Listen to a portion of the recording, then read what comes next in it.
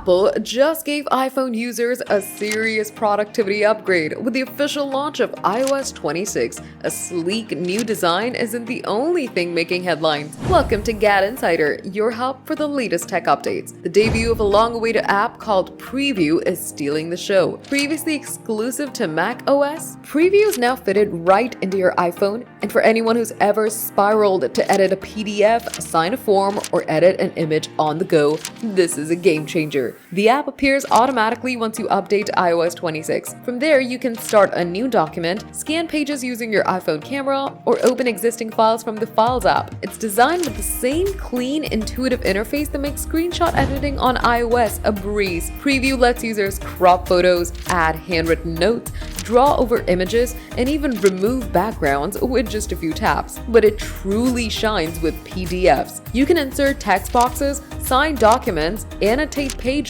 rotate or resize, and even search for specific words. The built-in scanner is also impressively slick. Just point your camera at a document and it instantly creates a clear, shareable digital version.